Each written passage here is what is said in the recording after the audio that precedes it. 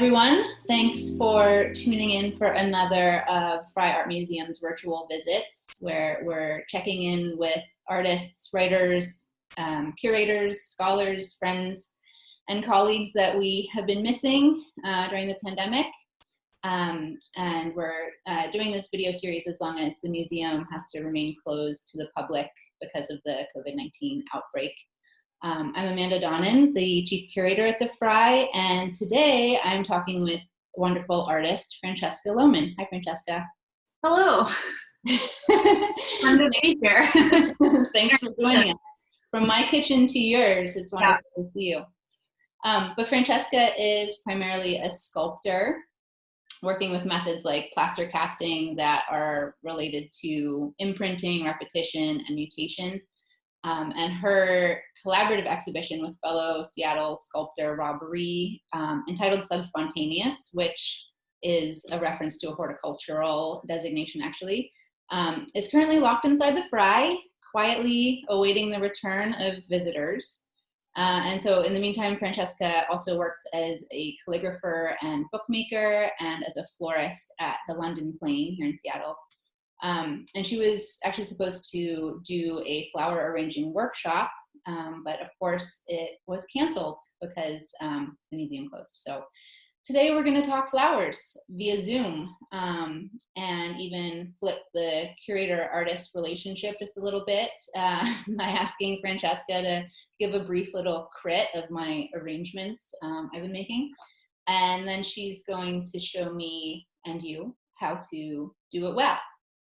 So first, Francesca, tell us a little bit about what life's been like for you over the past couple months. How are you spending your days, and how's it all impacted your approach to art making?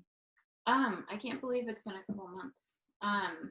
I've totally lost sense of time, which I think I've been hearing from a lot of people is going on. It's been a mix of things. I for the first month or so didn't really go anywhere or do anything. I was just at home, and my husband and I actually set up a tent in the backyard so we could get out of the house, because that felt better for some reason. We had that up for about a week, and yeah, I've just been trying to figure out how to be, and reading, working on applications, trying to make some work. I've done a lot of gardening, both for my neighbor and for myself, and that's been a really wonderful thing, and everybody's been out, and so I feel like there's actually been a lot of neighborhood community on my block, and we've been talking to each other, and that's been really a nice part of it. Yeah, and then about over a month ago, my day job started again. We've been doing contactless flower deliveries, and so that's been really nice. I've been going in sort of for half days 2 times a week, and we, myself and the other florists, we've been getting a big delivery from the flower market, and since everything's sort of shut down, we're working with all local flowers right now, which has been really wonderful. We try to work with local flowers anyway, but it's been even more so since this started. And just making a bunch of arrangements and sending them out. And for me, I was sort of telling Amanda before, it's been a really great like stabilizer. It's felt really good, and it gives a little bit of structure to the week, and also just makes me feel good to be making these little arrangements and sending them out to people in the world. And and I wanted to ask you, of course, I see resonances between both calligraphy and flower arranging in your sculptural forms, but I was hoping you could talk about how you see your floral work as related to or different from your sculptural practice. And we had said one is usually, at least for a client, and there's certain probably expectations in the professional biz, so it's not maybe often quite as self or inquiry directed, but Are there sensibilities or problems that carry from one to the other? That's a really good question. It's something I was thinking about a lot when I first got into flowers, which was sort of, I just needed a way to make money that I didn't hate. And that was the thing that I gravitated towards as something that could be a stable source of income. And just working on the flowers themselves like that, it's something I would keep doing even if it weren't a job. But yeah, I for a while I was like, is this part of my art practice? And I decided very definitively that it was not. And now I'm kind of more like, I don't know, I haven't really been thinking about it that much that way, the distinctions between them. I think that the intentions are different. With flowers, all I have to worry about for the most part is formal discoveries.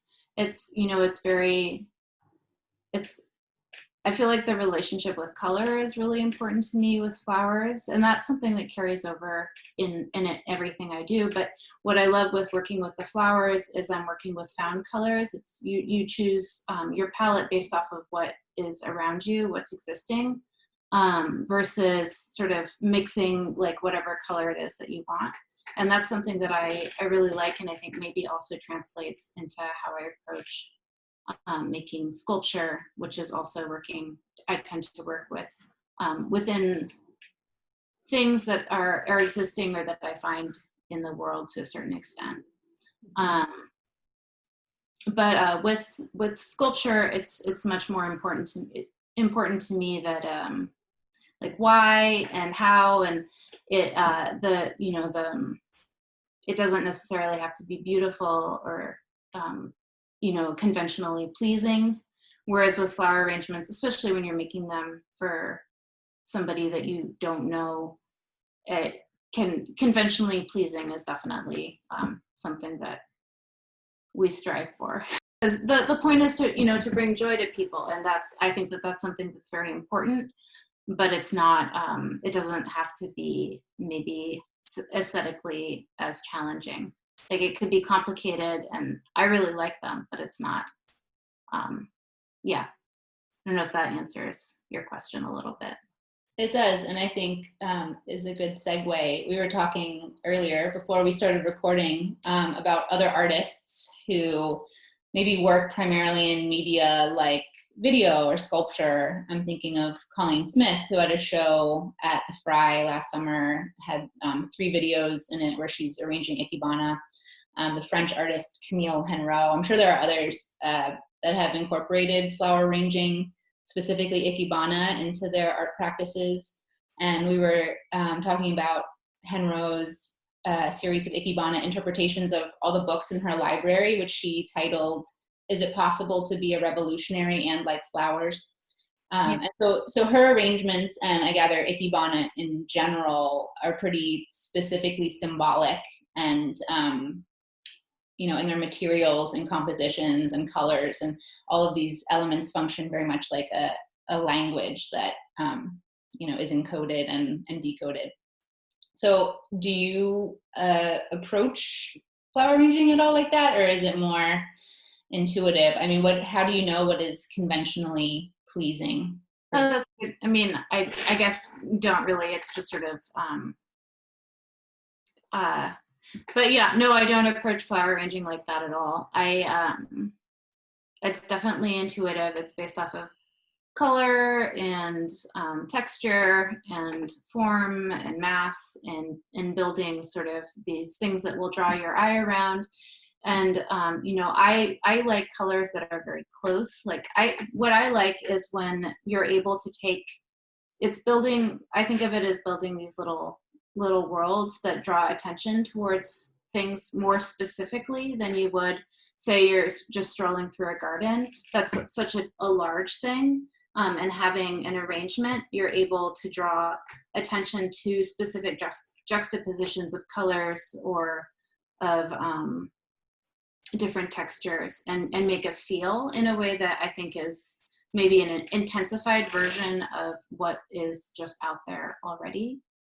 But so I like colors that are either like contrasting in a surprising way, but still that draw something out of each other or add to each other, or colors that are very close, and then you are able to notice more of the differences between them because of that closeness. So that's that thing of which is something I think about in sculpture also, is when you have something that's more the same, you're able to see the differences also more clearly, because it makes for comparison in a different way. But yeah, so building them in that sort of a way. I really don't like symbolism. For me, none of my work is symbolic of anything. It is the object that it is. And so for me, the flowers are flowers. They're not stand-ins. A California poppy does not mean to me the state of California. It just is a flower. And it has all that stuff attached to it. That's in it. That's part of it. I'm not saying that isn't there, but I wouldn't use it as a metaphor necessarily. Right. But do you think taking up Henro's title as a question, is it possible to be a revolutionary and like flowers? Is it possible to be a revolutionary and enjoy life? Like, I don't know. I hope so. I would like, I don't love the world the way that it is right now. There are things that I would love for a revolution to change, but for me, I don't know how to be in a way where I could have any kind of functionality as a person if I'm not also enjoying my existence and helping other people enjoy their existences. Like for me, that's the most, that's why, like, cooking food, every good stories, none of it's like essential for survival or maybe revolution. I feel like stories are essential for revolution, but yeah, if you don't have if there's nothing that makes life worth living, then I don't know, then we need a revolution to fix that. Right on. I love that. Well, as I told you, during the very last social gathering that I participated in before we went into lockdown, you recommended that I level up my flower arranging game by getting a frog, a little weighted sort of series of points. You have one handy. So here, I'll take these out. But yes, so it's a pointed, weighted pincushion that is used in Japanese ikebana, and then also in Western style flower arranging, different styles, but sort of same matrix. And I'll let you continue. It's great. Oh, yeah. No, it's wonderful. I can't believe I had no idea they existed. Gardening, I'm very lucky to have just moved into a house from an apartment. February 1st, we moved to a house with a yard that's just overflowing with plants. So wow, right in the nick of time, and spending a lot of time out there gardening and cutting flowers for my super amateur arrangements has been really, really nice. So I sent you some pics of my stuff. What do you think? How am I doing? It's great. I think it's so subjective. All you have to do is really keep exploring like what you like.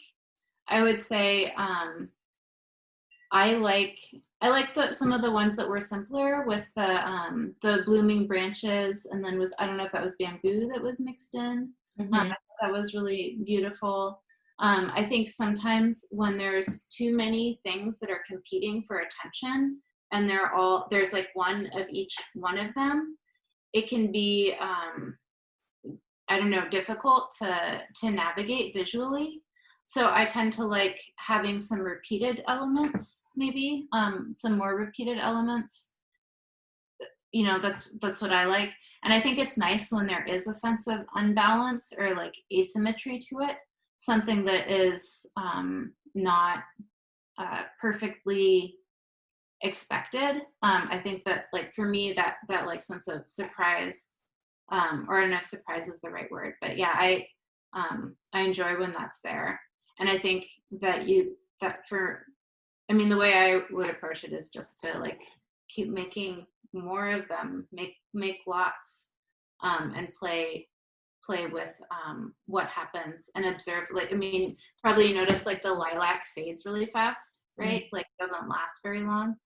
And so you can notice like which flowers last longer, which ones fade. Like, do I like it when they fade? Is that beautiful? You know, They also fade the lilacs, but they do. Yeah. They do die fast. I really love the cover of Art Forum actually this month, with the faded tulips. I mean that I think flowers like I meant to talk about this before and forgot, but like one of the things I love best about them is that relationship with time, with the seasons, and like yeah, they do die, and that when they are fresh, it means that they've been placed there recently, which is evidence of like human care and an engagement with a space in a way that I think things that are permanently there, like furniture, don't, you know, or even potted plants, which require upkeep. But there's something about fresh flowers. It's the same as like hot food, or there's an immediacy to it that I think is important. That's wonderful. But yeah, no, I would just keep making more. You're doing great. With the skunk cabbages that Cedar brings home from the woods. Yeah, the skunk cabbage is really cool. That's that yellow sort of tulip shaped. Well, now I know you have your materials prepped there on your table. Will you give us a crash course in how it's done? I mean, one way it's done. I was saying this before, but I really don't. I'm not a big rule person, and so I don't think that there are any rules that you need to follow. I mean, there are tips. So here's an arrangement that I made earlier today. So for this, I went on a walk. And I got the poppies and California poppies and the buttercups from an alley. And then this is some sort of weed that I thought was really pretty. It's kind of hard to see. I have more of it. I'll show you.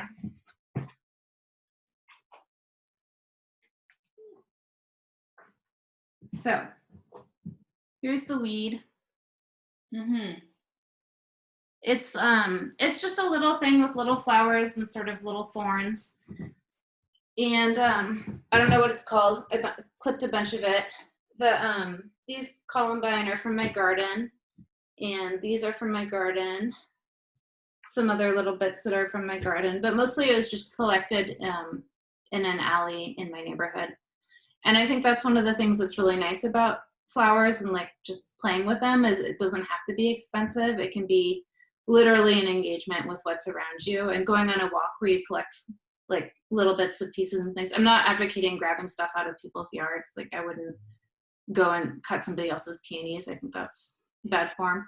But there's always stuff in the, you know, like next to the sidewalk or in alleys or bits of public space where you can absolutely cut things when there's plenty of them, and it's fine.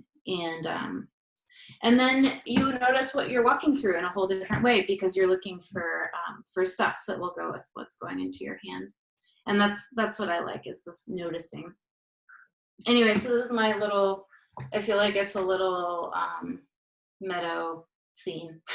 It is, it's beautiful. And you use a sort of wider open bowl. So yeah, so it's in a bowl, yeah. with the little pincushion. And the flowers are all stuck into that, and then it's filled with water. And so I have to keep refilling the water because they drink a lot. So, you know, you have to always make sure that your water level is high enough. It'll happen fast. But yeah, so this one I made with with the pincushion, I have another one here, and there's some water in this little bowl. These are both ceramics that my uncle made actually in high school that I found around the house, and they are sort of perfect for flower arranging. Anyways, but yeah, so with this pincushion, what it does is it allows you to just put flowers in sort of vertically. And whenever you're working with flowers, you always want to give things a fresh cut before you put them into your arrangement. So right before, I would give it a snip and then put it in. And if you need to take it out and put it back in again, I would, ideally, you should always be giving it a fresh cut. Sometimes it's, you know, whatever, it doesn't happen. So I could take more flowers and put them in and sort of start to build up things happening at different heights. That's one of the things that is important to keep in mind, I think, is you don't want everything, typically you don't want everything to be the same height. There is the style where you're doing just like a bunch of roses or something in a vase and they're all like a perfect mound. I don't like, if I'm doing stuff for myself, I never make that type of arrangement. I like them more like, woo, different levels. But yeah, so you're just trying to create different spaces so that it draws the eye around. And I have these flowers from my garden, different sort of heights, and put them in, combine them with, here I have another poppy.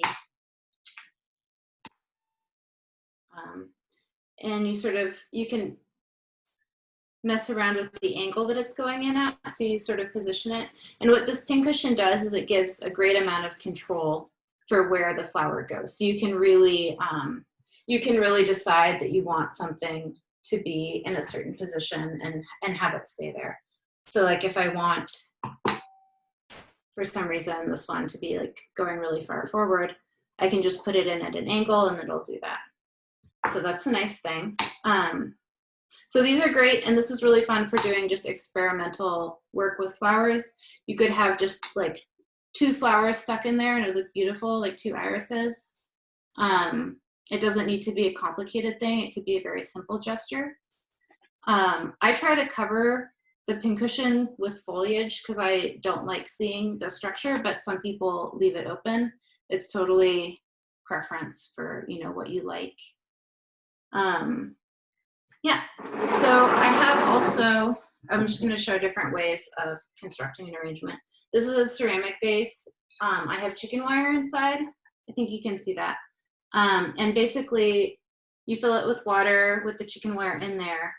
And what that does is it gives, again, it gives you more control over how the botanical elements go into the vase. So you can angle them, or otherwise, if you're working with just an open vase, you have to build up, usually with greens, sort of a network going all the way around the rim and sort of building up towards the middle, and then you're able to thread through that and have a little bit more control over where things go in there. But so yeah. Is there, like, when you're choosing flowers, I mean, some of it is determined if you're on a walk by just what you find, but are you always cognizant of grabbing some foliage, like I see in the one that you made earlier, having some foliage at the bottom to kind of just give a base to then these more showy sort of elements on top? Yeah, I think I really like foliage. You can do all floral arrangements. So like I have these from work, really showy peonies, actually, that if I was going to put these in a vase, so I have they're all different pinks, which is really fun for me. I like having that variation.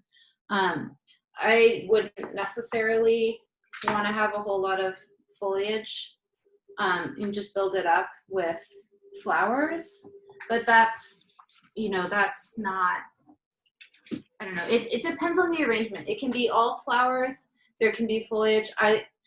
For me, having foliage makes it easier to work with. Because it gives you a respite, like it gives a space for there to be maybe texture happening or movement, but it's not the demand of like a face, this is a face flower, something where it's really like intense. So that's That's a nice, I like to have foliage, but you don't need it. There's no, again, there's no like hard and fast way that you have to do anything. Generally, do you remove the leaves from face flowers, or you leave them on, or it's just a matter of preference? Good question. So I always take the leaves off if they're going to be in the water. You don't want to have foliage in the water because it's not adding anything to your arrangement, and it'll just rot. So what happens is then your water gets murky faster. And if you want your flowers to last for a long time, the best thing to do is to just give them a fresh cut and change the water fairly frequently. And that'll give you the most life out of your flowers that you can get. So having a bunch of foliage in there, it'll just make, you know how the water gets really smelly when it's old? That'll happen faster. So yeah, get rid of the foliage where it is. So I have about this much of the stem clear because that's what's going to be in the water in my vase. So this is like, I'm perfectly fine with this. I don't think it needs other things. You could add other things, but there's something really wonderful also about just having a single variety arrangement where it's just like all peonies or all lilac. And maybe the certain casualness of the arrangement is a nice contrast to the showiness of the flowers. Exactly. I think, yeah, it doesn't feel, I mean, you're literally just putting the flowers in water and enjoying them as they are. And I think that there's something really nice about that. But yeah, for me, I was telling you before, like I have to have flowers of some sort in the house or it doesn't feel right. It's just sort of a personal need at this point, and it can be weeds from the side of the road, or like I'm really lucky to have these. Our peony farmer brought extra flowers for all the florists to take home with them, and so it's just, you know, it's such a nice like gift to have that, but it doesn't need to be anything fancy. But just having something there that's fresh and connected to what's going on outside makes my space feel better, which makes me feel better. And so, yeah, that's my relationship to flowers. It's like it's a wellness thing for myself, for my mental health, but also it's a way to make money. It's a good. That's a nice pairing that those can go together. Well, yeah, and I'm still figuring out the relationship to art. I think that it's something I want to think about, but I don't have any real conclusions at this point. There doesn't have to be a strict relationship, it seems to me. No, I don't think so. But will you take us for a little tour out to the studio, see what you've been working on in there? Okay, so we're gonna go through my yard, and let's see. I have ducks and chickens and stuff. They are. Hi. But yeah, so my studio is in this carport, and I think that the internet extends all the way over here. I tried checking it before, but Fingers crossed. So this is my space, and let's see. Yeah, I've been making more sausages. I had some extra casings around, and I had plaster left over from the Frye show. So I've just been making more of them because it's felt like the thing that I wanted to work on when I'm working with stuff. Mostly my art practice right now has been applications, researching prices for like bulk taffy. I'm looking at, you know, if I was doing installation somewhere else, then I have to like, who's the local taffy manufacturer and how much do they charge per pound and what colors and flavors do they have available and that kind of thing. So there's been a lot of that. But I've been playing around with these guys.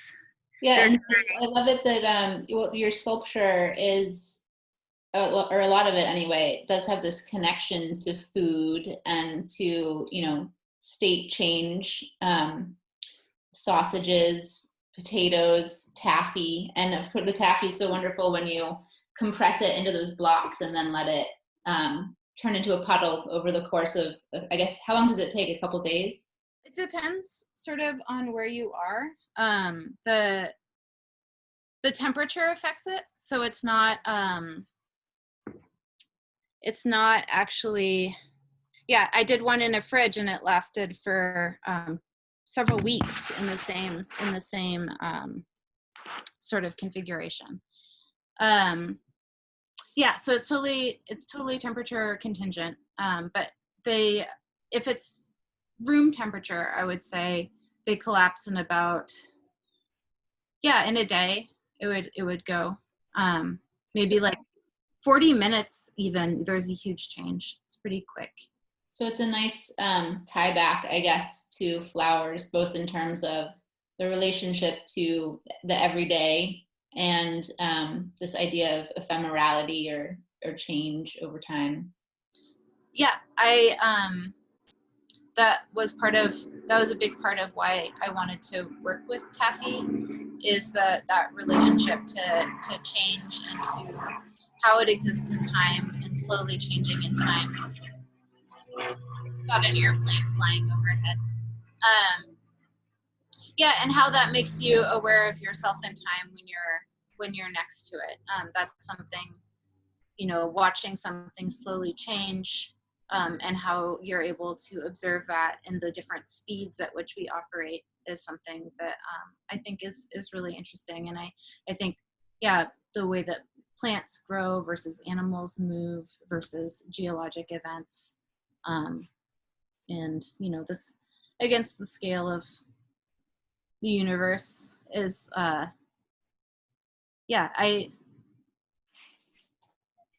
it's something like how we exist in time and different modes of that, and ways of being aware of that is something that I come back to a lot.